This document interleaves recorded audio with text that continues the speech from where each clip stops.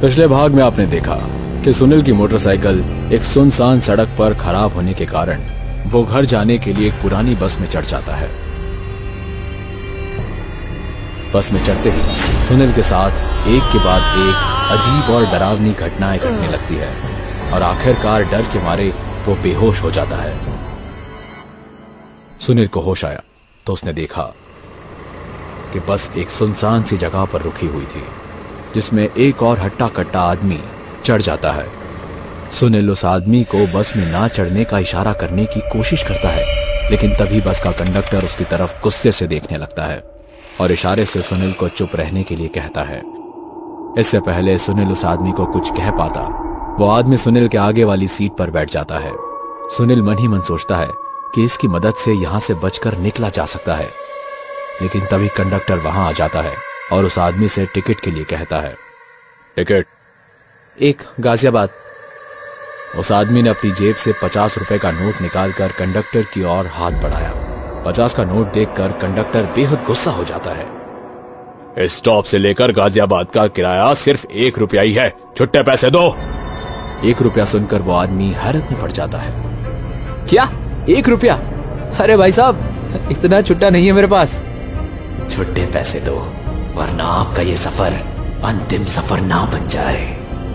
Passenger उसकी बात सुनकर एक पल के लिए सुन रह गया और अपनी जेब टटोलने लगा, लेकिन सारी जेब टटोलने के बाद भी उसके हाथ कुछ नहीं लगता है। अरे भाई साहब, आप पूरे 50 रुपये रख लीजिए, मेरे पास छुट्टे पैसे नहीं है। उस पैसेंजर के इतना कहते ही कंडक्टर ने अपनी कुल्हाड़ी निकाली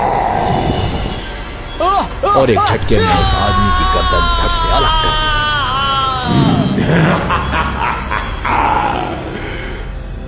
सुनील की हिम्मत नहीं हो रही थी कि वो उस पैसेंजर की लाश की तरफ नजर उठाकर भी देख सके।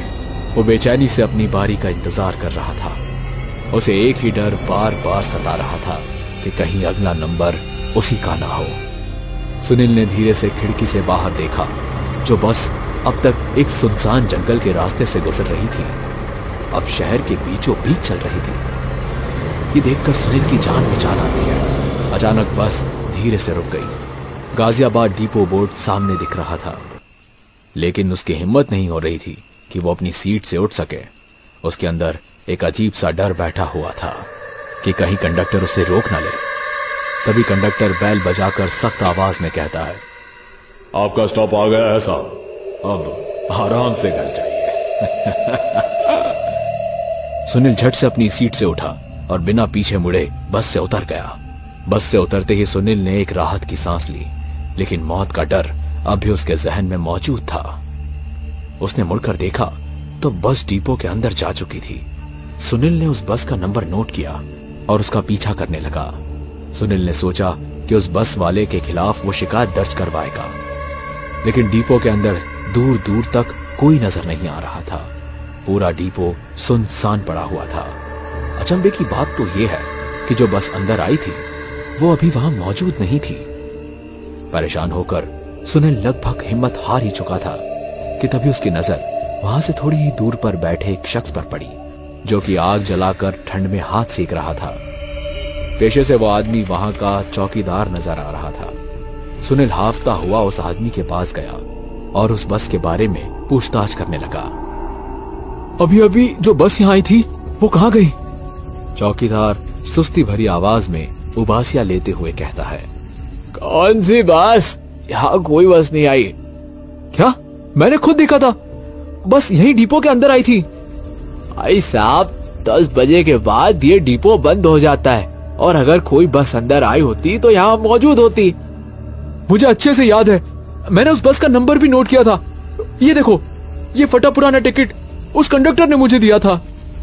चौकीदार ने जैसे ही बस का वो टिकट देखा, वो चौंक उठा और सुनील को बेचैनी भरी नजरों से घूरने लगा। अगर तुमने सच में उस बस को देखा है तो बेहतर होगा कि उसे भूल जाओ, क्योंकि जो कोई भी उस बस का सच जानने की कोशिश करता है ना, वो दोबारा कभी दिखाई नहीं देता। वो बस सिर्फ उन लोगों को दिखाई देती है जो मौत के बेहद करीब होते हैं। तुम्हारा नसीब अच्छा था कि तुम बच गए। क्या मतलब? एक वक्त था जब ये बस सचमुच चलती थी। एक दिन एक भयानक हादसा हुआ। कैसा हादसा? आज से तकरीबन 20 साल पहले एक बस कंडक्टर था जो अक्सर छुट्टे पैसे को लेकर यात्रियों से झगड़ा किया करता था। एक दिन कुछ बदमाशों से उसकी तकरार हो गई और छुट्टे पैसे को लेकर उनके बीच भयंकर मारपीट शुरू हो गई।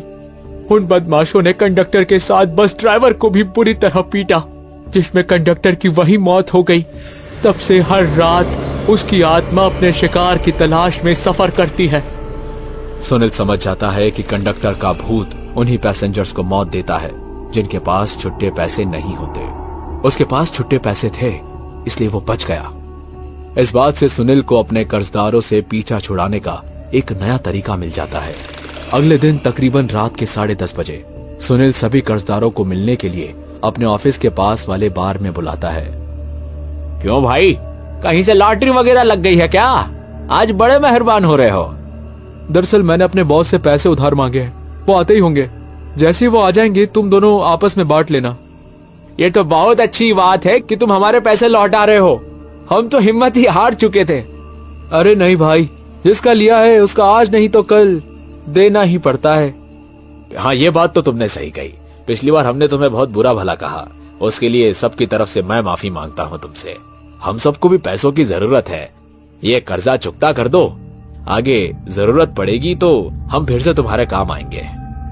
नहीं नहीं, आगे से मुझे तुमसे पैसे मांगने की जरूरत नहीं पड़ेगी, पर मैं हमेशा तुम सबका एहसानमंद रहूंगा। हाँ, लगता है भाई के हाथ में जरूर कोई सोने की चिड़िया लगी है। सुनील के चेहरे पर कमीनेपन के भाव उभरने लगते हैं। वो मन ही मन सोचकर मुस्कुरा रहा था। हंसो, खूब हंसो, आज की रात तुम सबकी आखिरी रात है। 12 बजने में सिर्फ कुछ ही मिनट बाकी थे। प्लान के मुताबिक सुनील को इस बात की पुष्टि करनी थी कि किसी के पास भी छुट्टे पैसे न हो। इसलिए बिल पे करने के वक्त सुनील सभी से छुट्टे पैसे मांगता है, जिसमें राणे के पास तो छुट्टे पैसे थे ही नहीं और मिश्रा के पास जितने भी छुट्टे पैसे थे वो सब वो दे देता है। आप सब यहीं रुकिए, तब तक मैं बिल पे करके आता हूँ। सुनील पैसे पे करके वापस आता है और दुखी मन से मिश्रा और राणे से कहता है, दोस्तों मैंने अभी अभी फोन पर बात की तो पता चला मेरे बॉस का एक्सीडेंट हो चुका है। वो इस वक्त हॉस्पिटल में एडमिट है। उन्होंने कल सुबह मुझे पैसे देने का वादा किया है। इंसानियत के नाते तुम सब कल सुबह तक रुक जाओ। ठीक है, हम कल सुबह फिर आ जाएंगे। सुनील की बातों पर विश्वास करके राणे और मिश्रा उसके साथ घर के लिए निकल जाते हैं। कुछ ही देर में वे लोग उसी पुराने बस स्टॉप पर पहुंच जाते हैं जहां से सुनील उस बस में चढ़ा था, और 12 बजते ही वो बस वहां आकर रुक गई। सुनील ने उनसे कहा, दोस्तों यह आखिरी बस है, इसके बाद कोई भी बस आने वाली नहीं है, जल्दी से चढ़ जाओ। नशे की हालत में राणे और मिश्रा दोनों उस बस में जैसे तैसे चढ़ जाते हैं और सुनील भी उनके साथ चढ़ जाता है। राणे और मिश्रा आसपास की सीट पर बैठ जाते हैं, वही सुनील उनसे दूरी बनाकर अलग बैठ जाता है। तभी कंडक्टर उनके पास आता है और टिकट के लिए कहता है, टिकट कहाँ जाना है? 3 गाजियाबाद तक की टिकट दे देना। मिश्रा जी मेरा टिकट मत लीजिए, मैं अपना टिकट खुद ले लूंगा। ठीक है। मिश्रा अपनी जेब से 100 रुपए का नोट निकालता है और 2 टिकट देने के लिए कहता है। 100 रुपए देखकर कंडक्टर का चेहरा गुस्से में दिखाई देने लगता है। कृपया छुट्टे 6 रुपये दीजिए। अरे भाई, छुट्टे पैसे नहीं है मेरे पास, तनिक एडजस्ट कर लीजिए। मैंने कहा छुट्टे पैसे दो। अरे भाई, ये 50 रुपए लो और टिकट दे दो। अब ये मत कहना कि 50 रुपए का भी छुट्टा नहीं है तुम्हारे पास।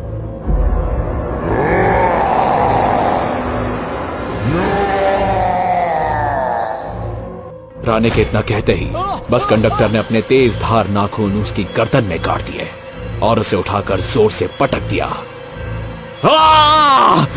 ये क्या कर रहे हो? क्यों मार रहे हो मुझे? क्यों मार रहे हो? अभी की अभी बस रोको, हमें तुम्हारी बस में सफर नहीं करना। जैसे तुम्हारी मर्जी। कंडक्टर अपनी कुल्हाड़ी निकालता है और मिश्रा के ऊपर अनगिनत वार करने लगता है, जिससे उसके शरीर के कई टुकड़े हो जाते हैं। सुनील मेरी मदद करो, ये सब क्या हो रहा है? सुनील राणे की तरफ एक रहस्य भरी मुस्कुराहट से देखता है और बिना कुछ कहे अपना मुंह घुमा लेता है। राणे तुरंत समझ जाता है कि ये सबके पीछे सुनील का हाथ है। तभी उसकी नजर एक लोहे की रॉड पर पड़ती है। वो तुरंत रॉड उठाकर उस भयानक कंडक्टर का सामना करने के लिए तैयार हो जाता है, लेकिन जैसे ही वो कंडक्टर पर वार करता है, कंडक्टर एक ही झटके में उसकी गर्दन पकड़ के मोड़ देता है। उसके बाद दोनों की लाशों को बस से नीचे फेंक देता है। सुनील बड़े आराम से बैठकर ये सारा मंजर देख रहा था। वो समझ गया था कि कंडक्टर अब उसी के पास आने वाला है। वो जेब में 2 रुपए का कॉइन ढूंढने लगता है। तभी कंडक्टर उसके पास आकर खड़ा हो जाता है और कहता है, टिकट। सुनील बिना डरे पूरे विश्वास के साथ अपनी दूसरी जेब में हाथ डालता है, पर जैसे ही उसका हाथ अंदर जाता है, उसे महसूस होता है कि उसकी जेब फटी हुई है। उसे अच्छे से याद है कि उसने छुट्टे पैसे इसी जेब में रखे थे, लेकिन जेब फटी होने के कारण वो पैसे खो चुका था। डर के मारे उसकी सांसें फूलने लगती है और हाथ ठंडे पड़ने लगते हैं। पैसे हैं, यही कहीं है। मैंने रखे थे, मिल जाएंगे। 1 मिनट रुकिए। सुनील समझ जाता है कि उसकी मौत सामने खड़ी है। वो तुरंत कंडक्टर के सामने हाथ जोड़कर गिड़गिड़ाने लगता है, मुझे माफ कर दो, मेरे पास छुट्टे पैसे नहीं हैं। मेरे बीवी बच्चों का मेरे सिवा कोई नहीं है। मुझे माफ कर दो। दोबारा फिर कभी मैं इस बस में नहीं चढ़ूंगा। सुनील ने नजर उठाकर कंडक्टर की तरफ देखा तो वो कुल्हाड़ी लिए उसकी तरफ देखकर जोर जोर से हंस रहा था।